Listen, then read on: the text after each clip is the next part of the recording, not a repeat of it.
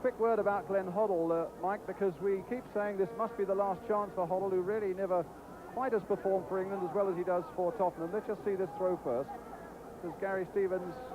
It goes a short one to Glenn Hoddle. Trying a long shot. That almost caught out Schumacher. And Berthold happy to get it away for the West Germans. Gary Stevens, what about Glenn Hoddle then? I think Glenn Hoddle's a great player, but unfortunately, when he's been asked to play for England, he's always having to play on the right-hand side of the park, and he's not a player that can get forward and cause problems. I think his position is basically where Butch Wilkins or Ray Wilkins plays. He had a great shot here. This just shows his ability. Shot. Brehme again. To Augenthaler. Wanting somebody to show for him. Matthäus is the man, and the shot, which is wide of Shilton's goal. It must have taken a slight deflection on the way. It's another corner to the West Germans. Brian, I've noticed that Augenthaler is playing basically as their sweeper. We thought that Herget would play there. It's quite interesting because both Herget and Augenthaler are players that are prepared to come forward, and they're causing us just a couple of little problems early on. Well taken out by Dixon, but the ball running to the number 6 Augenthaler. Brehme, the fullback, just watch his shot, there it goes, it's a good one, and Shilton was struggling to keep it out. All three goalkeepers have told us here how the ball moves wickedly in the air, and I warned you about Brehme's shooting qualities, and we saw it there.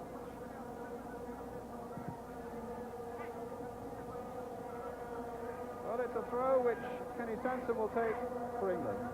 The extraordinary thing is that where most people thought we would have a lot of long-range shooting like this one from Brehme, we've seen very little of it. You can't tell from that angle how much it was moving. Brehme, Litbarski, and Reid quickly closing in on him, but he's slipped Peter Reid. This is Litbarski, and again Shilton called to make the save from Pierre Litbarski. Well, the Germans in the opening quarter of an hour have shown us more long-range shooting than anybody has in the fortnight or so we've been here. Into the middle of the park is picking them up. We don't seem to be able to get a man to pick them up at the moment.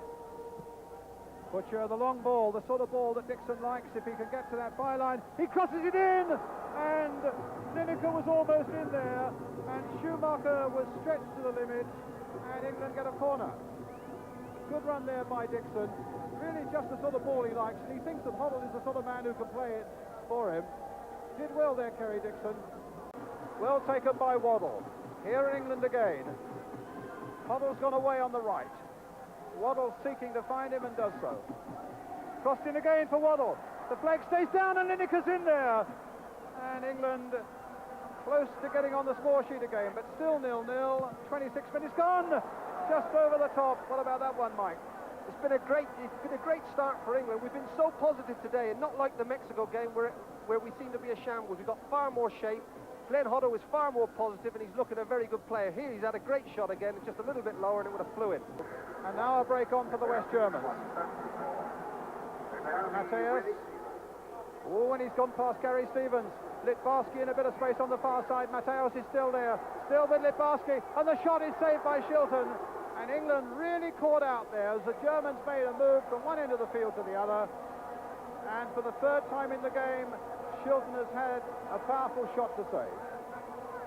Brehme, the fullback. Herget, the sweeper. Litbarski, the man with the shot. And just wide of the goal. They're certainly piling in their shots. There's no doubt about it. This is what we've got to be very careful of. On the break here, Hoddle lost it from a corner, actually. And Litbarski here again gets half a chance to shoot, and I tell you what, he's had a great shot, and it's flew by the post again. They shoot on sight, these Germans. Dixon. Waddle. Reid. That's a good ball by Reid, and what a great run by Sanson. Lineker's gone towards the near post, and Robson is there! And it's over the top. Great move by England. Reid and Sanson very much involved. A lovely run by Lineker, and Robson arriving late just as he did, in fact, in a match against Italy, and over the top it went. Off this season with that damaged shoulder, and he said although he felt he wasn't quite at his best for the cup final and the game in Finland, he feels really sharp now. Here's Hoddle. Little chip in, and Robson was getting in there again, and knocked down, and a goal by Robson! Great piece of work by Kerry Dixon, and Bryan Robson has put England into the lead. What a great goal that is. I'm delighted for Bryan Robson. His attitude all week, and here the goal, this is a typical Bryan Robson goal. Half a chance, he's got his toe to it, and it's flew in the corner of the net. He's such a competitor. I'd have him in my team if he was half fit. 34 minutes gone. Robson for England after Kerry Dixon's fine work. Hoddle playing it in, Dixon chesting it down, the toe poke out, and Bryan Robson answering any critics who say, well, it's not the Bryan Robson of a few months ago. It's a nice one touched up here by the Germans, coming eventually to Herget. Bryan Robson, Berthold, Litvarsky, getting it through. Will Rahn get there? Penalty given! The second penalty that England have conceded in this tournament. And Rahn goes down, and with 4 minutes to go to half-time, Mark Wright it was, as the ball comes through here, Mike Shannon. I don't think there's any doubt about it, Brian. It was definitely a penalty. I can't argue with that. The one that was conceded against Italy was disgraceful from a refereeing point of view. This was legitimate. And the Germans now presented with an opportunity of bringing it back to 1-1 as they haul Uwe Rahn off the field. It's a shame, Brian, because he was running away from goal, actually, and I don't think he had any need to have a dive in it at that time. But the only problems, apart from that, the Germans have caused has been from long-range shots. Well, it's a full-back, Brehme, who's going to take it. Can Shilton hold out? Can England keep their lead? Will it be 1-1? Right on half-time. Brehme with the penalty. And Shilton saved it! Magnificent by Peter Shilton! And England stay 1-0 in the lead. And he judged it right and got it to perfection, Peter Shilton. Litvarsky with the corner for West Germans. That's the fourth successive penalty the West Germans have missed, and it enables England now to keep the lead. And after Peter Shilton, the goal that he conceded against the Italians was a little dodgy, but there was no doubt about that one. 1-0 to England. As you can see, the 45 minutes are up. Half-time whistle. Bryan Robson's goal, giving England a deserved lead. Glenn Hoddle looking outstanding, and England altogether looking a much better proposition against the West Germans. We'll get the views of Ian and Jimmy with Jim Rosenthal as Bobby Robson goes off there. Half-time then, it's England 1, West Germany 0. Sandy, thank you very much indeed. So let's get the first half view from the two chaps. Ian St John, surely much more encouraging for England. Well, to be fair, Jim, this tournament was dying on its feet, wasn't it? And tonight's game has lifted it again. It's a good performance by England, and I'm enjoying the way that the Germans are playing as well. So, I mean, you know, even though they've got a weaker team than they would have, they're still playing good football, so it's a nice little game. Yes, Jimmy, we were looking at the Germans. I mean, they've come straight off the plane, haven't they? Yeah. You would expect England to dominate the game, but bearing in mind what had gone before, has it surprised you a bit? What, the Germans? Well, now how England have played. England have played very well, actually. I think the front line's done very well, considering they've never played together before. And Glenn Hoddle's having a good game midfield.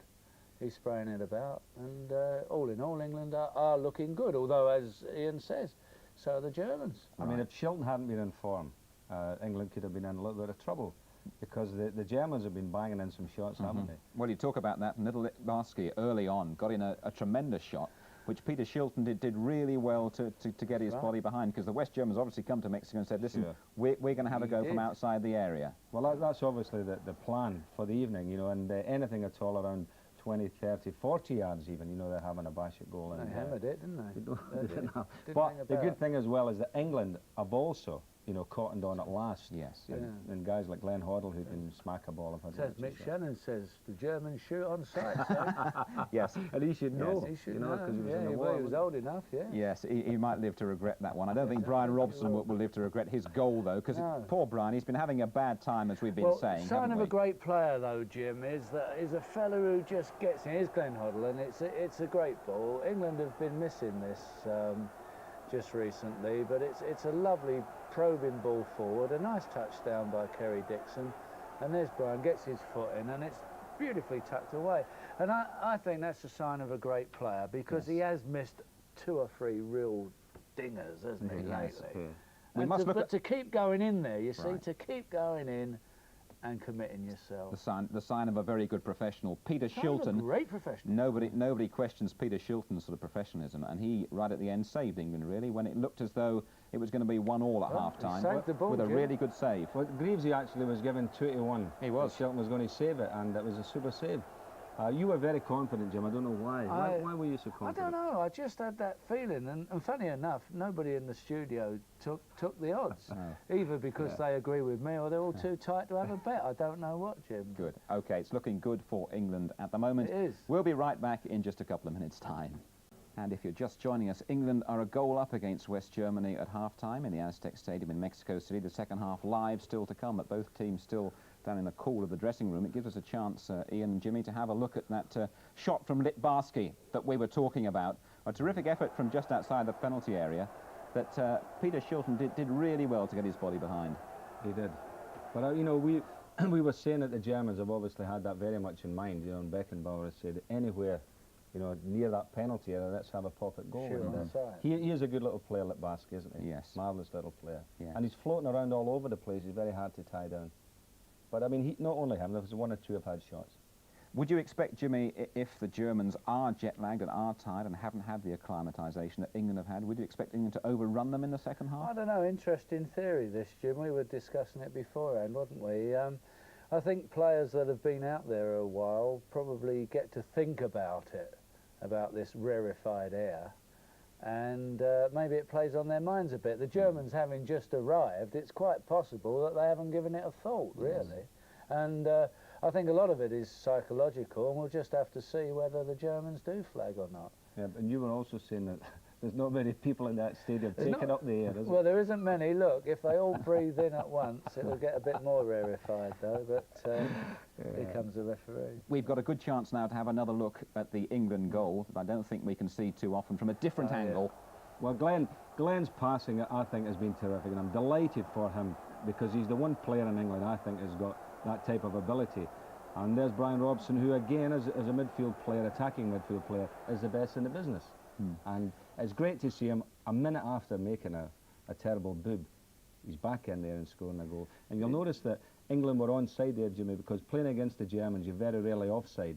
Yes. You know, because the man-for-man mark, and you can drag them into positions, and you can play balls in there and not be offside. Yeah. You know, which is interesting. Just another word on Glenn Hoddle. I mean, I think Brian Moore mentioned how the media put Hoddle under pressure, and time after time they say, this has got to be the game for him, this has got to be the game for him. He's had a run and looks to be benefiting, Jimmy. He's playing very well, but I think, you know, a player puts himself under pressure, really. Yes. He shouldn't listen to idiots like us or the press. It's down to him whether he plays well or not. Yes. And it's only the player that can do the business on the day, nobody else, Jim. Yeah, but I think, Jim, he's been the scapegoat. I mean, he was taken off. If you go back to the Scotland game, I thought he was the one player that England had that was looking dangerous, and they took him off. I think, you know, they've made him the scapegoat.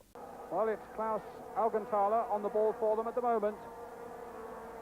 They've got to push themselves through a pain barrier, and suddenly England are on the break again, and Butcher is on his way, and Kerry Dixon has got it in, and England are 2 in the lead.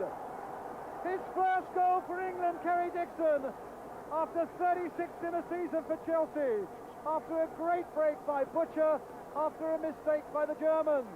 Breathing space for England, and it really is beginning to look good. There was the mistake. Here's Butcher on the charge. Schumacher just holds him up, and Kerry Dixon finishes it off. Delighted for Kerry Dixon there. That was a very good goal. Butcher's done great here. The German's beginning to look tired, as I was just saying. He's tried to go around the keeper, and it's fell for Kerry Dixon, who must be absolutely delighted to slot that one in. Well, now, There was the mistake, as the Germans, while you're watching this, are on the attack, and Dixon finishing it off. Kerry Dixon. That's a good ball by Sanson for Robson. Played in again towards Dixon, but he was well marked that time by Jacobs. Now Mateus. Got Mill making a break, and suddenly the Germans are in with a chance. Oh, and against the post. They were unlucky there. A tremendous break by Frank Neal. And England fortunate to escape.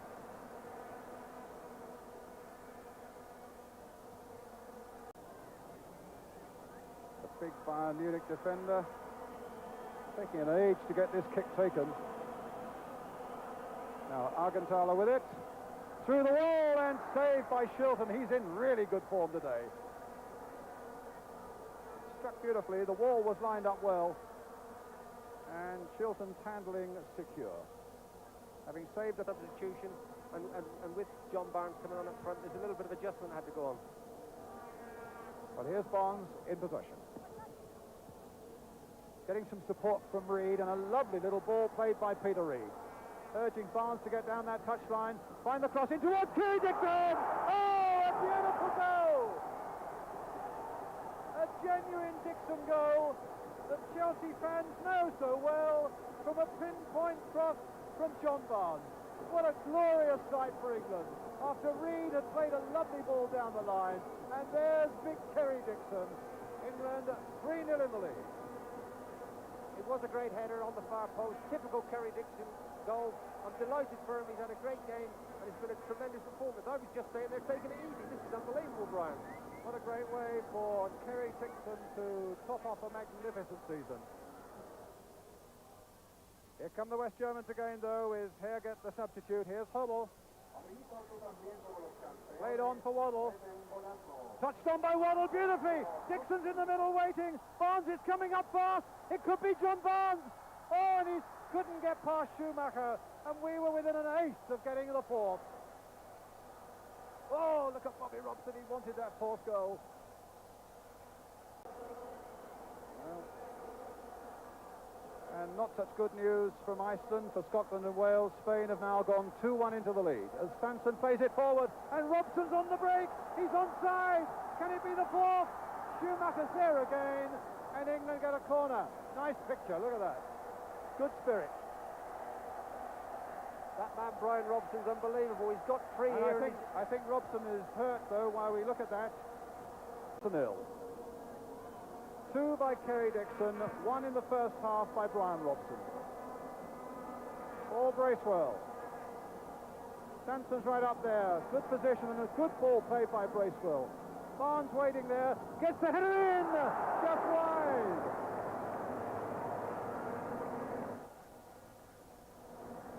Another great opportunity to score, and Barnes, he did well. He left the space, and Kenny Sanson's seen him whip the ball in near post, and he's just got in front of his man and was dead unlucky.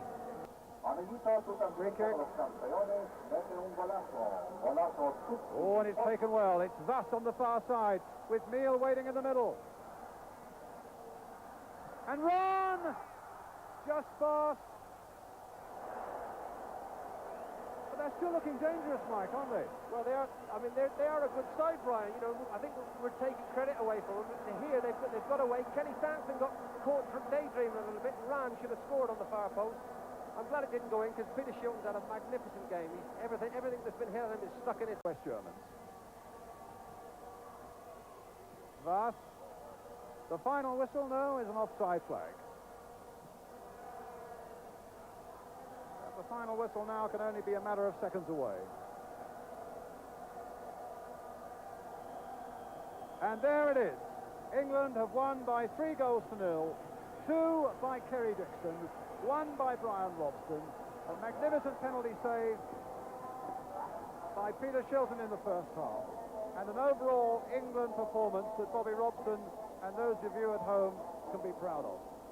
We take a break, and after it we'll get the views of Jimmy and Ian with Jim Rose. Well, really, what a good performance by England. England 3, West Germany 0 the result, and Ian St John, the fella everyone's talking about, is Kerry Dixon. Kerry Dixon, terrific, and nice to see him get the goals, Jim. And Greaves and I were having a chat during the game, and we were saying, well, he hasn't played, you know, particularly well throughout the game, as it were. You know, you're not saying what a great player, but he scores goals. And I mean, let's face it, Jimmy. You know, he scored them for his club. He scored them for England. So it may be that this is the type of player England need. You know, somebody who is lucky in front of goals. I mean, there he had an open goal here, almost fell over the ball, and then had it in off the post. And you know, you say, oh, lucky, but he scores too many goals to really be lucky. He had to give a lot of credit to Terry Butcher for that goal, but he was there, as you know, Jimmy. That's the important thing. The second goal, though, that he scored, a classical header, wasn't it? Yes, it was, actually. It was one of our few really good crosses by John Barnes, and he got up brilliantly, well above the defender, and that was a great header. It really was. See, that's the type of ball that really they've got to get in for Hateley when he plays as well, because he would probably score. He had a hand in the first goal as well, didn't he? He chested it down for Bryan Robson. Right. He ain't had a bad old start, has he? He's had a superb start, Kerry Dixon. Bobby Robson is going to be a very happy man over there in the Aztec Stadium as well. But both Kerry Dixon and Bobby Robson are now talking to Ken Jones of the Sunday Mirror, I should say. First of all, it's Kerry. Kerry Dixon, a marvellous day for you. First full game for England, 2 goals. You must be feeling great. Over the moon, Ken. Don't know what to say, honestly. Dream come true for me. Butch made a great magic for the first goal. Just on hand to tap it in, you know, it's just one of them things. Second one, Barnes is superb down the left. Got up on the far, knock it in. What can you say? Very well done. Bobby, good one for you. You needed that. Well, I think the players deserve it because we've worked very hard here. One or two people will begin to look for cracks, and there were never any cracks. It was just a case of confidence and keep at it and soldier on. And the team have played very well, I think. And wonderful start for him, lovely debut. He did well on the second goal. The first goal's a top in, but Bryan Robson's value to the side was significant in the early stages. But overall, it's been a good team performance, and at the end of the day, that's all I'm satisfied with. Thanks very much. Good. Bobby Robson, very satisfied. I would think that we should talk about Glenn Hoddle, who made a massive contribution as well, Jimmy. Yes, he had a very good game. Excellent game. Probably the best game he's played for England since his debut at Wembley, I would say. He really commanded the situation. Very good. Now, Ian, when we look back on this tour to Mexico, what have been the pluses from England's point of view?